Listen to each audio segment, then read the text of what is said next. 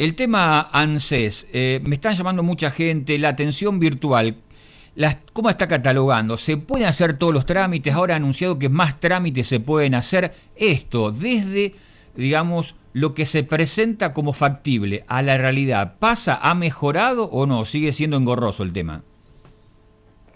Digamos, algunos casos han mejorado y otros no. Por ejemplo, ahora se han incorporado nuevos trámites, que había mucha demanda y no se podía conseguir turno y era importante justamente por la urgencia de la tramitación de los retiros transitorios por invalidez. Esos no se estaban pudiendo hacer en forma virtual, es decir, por internet. Ahora se incorporaron a partir de hoy, pero bueno, vamos a ver cómo empieza a funcionar, porque los retiros transitorios por invalidez, recordemos que consta de dos etapas. Una que es la parte donde ANSES evalúa los aportes, la regularidad de aportes, si la persona cumple con los requisitos para iniciar una invalidez, es decir, si es aportante regular o irregular con derecho, es decir, si tiene 18, los 30 meses de aporte dentro de los últimos 3 años o 18 meses de aporte dentro de los últimos 3 años o un año de aporte, 15 en total. Son los distintos requisitos. Obviamente tener los 30 años aportados, porque hay gente que quiere ir a presentar un trámite y tiene un mes o 3 meses de aporte hace poco, o quizás hace 10 años que dejó de aportar y ya no le dan los requisitos. Por eso hablo de cumplir con este requisito de regularidad de aporte. Una vez cumplido este requisito, que la persona cuando lo solicita tiene que aclarar los aportes que tiene, si tiene aportes de autónomo, aporte en relación de dependencia. Y luego, si ANSES evalúa que le corresponde el derecho, tiene que pasar a la parte segunda del trámite, que sería la evaluación médica que se lleva a cabo por la Comisión Médica de Rosario. Pero ¿qué está sucediendo? La Comisión Médica está trabajando muy poco y más los casos de prestaciones de ART, es decir, todo lo que tiene que ver con la ART, y te digo que va demasiado lerdo con respecto a esos trámites. Y con respecto a la invalidez todavía no ha retomado la atención. Recién ahora empezaron algunos casos a citar, pero casos muy antiguos del año pasado que quedó pendiente alguna junta, y estamos esperando los casos que hemos presentado hace poco en ANSES de retiro por invalidez en forma presencial, y estamos esperando que nos asigne un turno la comisión médica. Por eso habría que ver si cuando uno lo presenta en forma virtual, ¿qué demora le lleva? Primero, la respuesta de ANSES, porque digamos, uno lo inicia y ANSES te tiene que responder, que agregues toda la documental o todo lo que te piden. Después te lo va a iniciar, pero queda pendiente del otorgamiento del turno, que seguramente lo van a aclarar cuando la persona hace el trámite. Y entonces ahí habrá que ver cómo se va manejando eso, si ANSES después se acuerda de contestarte, o si uno va a tener que ver en la superintendencia en forma personal qué pasó con ese turno, porque por el momento no se está citando por la comisión médica, salvo casos muy antiguos. Ese es el problema, por ejemplo, de los retiros por invalidez, que como empieza a regir a partir de hoy, vamos a ver cómo se va a dar en la realidad. Otros casos que han incorporado son de minusvalía, cuando tienen el 33% de incapacidad y cuentan con 20 años de aporte, teniendo entre 50 y 45 años, según sean que hayan desempeñado aporte en relación de dependencia o como autónomo, y mientras que esta discapacidad se manifieste el 33% en los últimos 10 años, por eso la minusvalía es muy excepcional, no es para todo el mundo. Después los casos de edad avanzada por invalidez, después pensiones de discapacidad, por ahí de hijos discapacitados que pretenden cobrar el beneficio de un padre fallecido por esa discapacidad.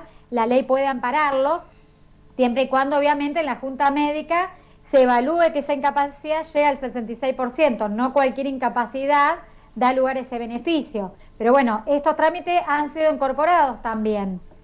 Pero todos los otros que están de antes, digamos, ya eran bastantes, pero estamos a la espera de que sigan incorporando, como por ejemplo casos de servicio doméstico, reconocimientos de servicio y otros casos más.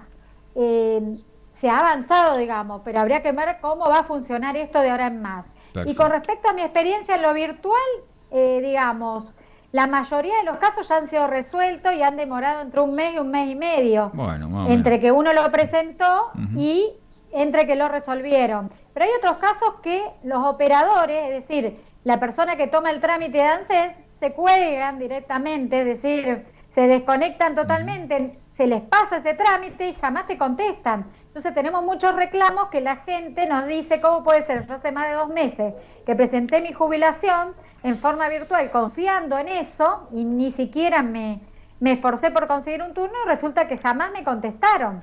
Bueno, cada tanto pasa eso, o porque no nos toca un asesor responsable, porque no puede ser que en otros casos te lo resuelvan rápido, en otros casos tarden como 3 meses, o a veces puede ser que esa persona tenga muchísima demanda de casos, pero no creo que a una persona se la recargue con tanto trabajo y el resto tenga, digamos, más disponibilidad de horario para poder resolver los casos. Bien. Entonces también va en suerte esta situación, ¿no? Bien.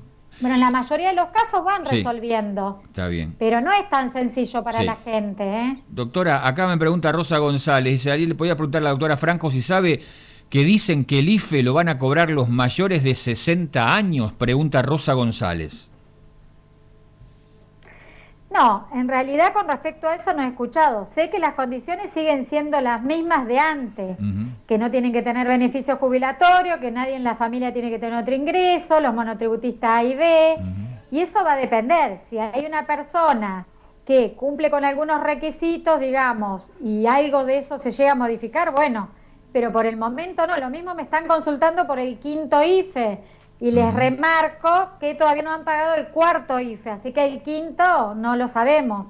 Hay mucha, digamos, ansiedad de parte de la gente, obviamente por la necesidad que está afrontando, en ver cuándo se va a pagar el 4º IFE y cómo va a seguir esto de ahora en más, pero todavía eso no fue definido, así que vamos a ver cómo va a seguir resolviendo ANSES.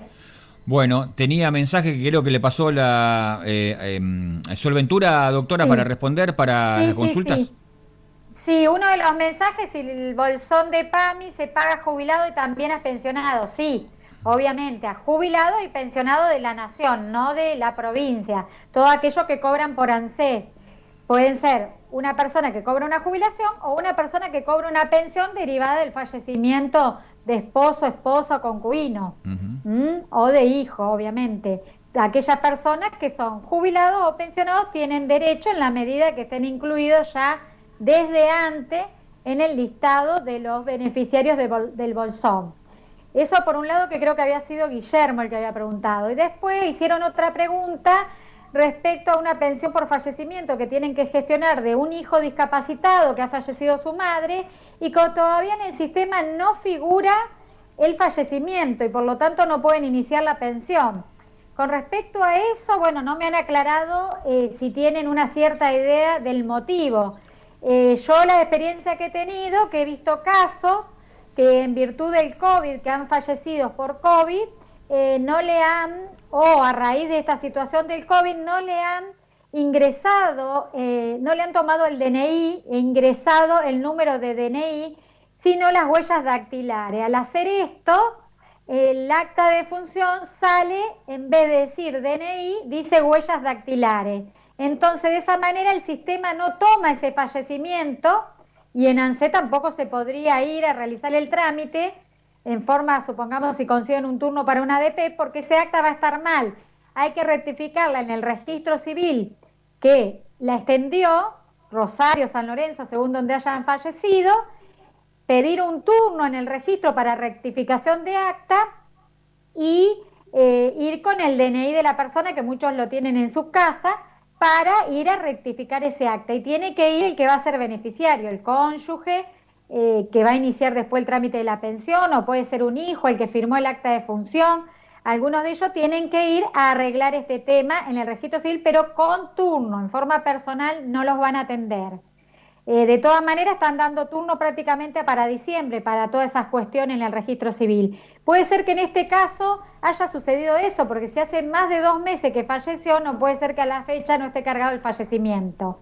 Y después de esto, una vez que se solucione si es que es ese el motivo, o habría que ver si no qué otro motivo puede ser, hay que pedir un turno para iniciar en ANSES, pero hay que ver si el hijo discapacitado reúne un 66% de incapacidad, porque recordemos que va a ser sometido a una evaluación médica en la comisión cuando se regularice la atención, obviamente, y se va a evaluar si tiene un 66%. Si tiene menos de un 66%, por más que antes viniera cobrando la asignación familiar por hijo discapacitado, no se lo van a abonar. Así que tengan en cuenta este tema, porque hay gente que considera que como cobraba la asignación familiar por hijo discapacitado, ya tiene derecho y se va flojo, digamos, con la documental médica.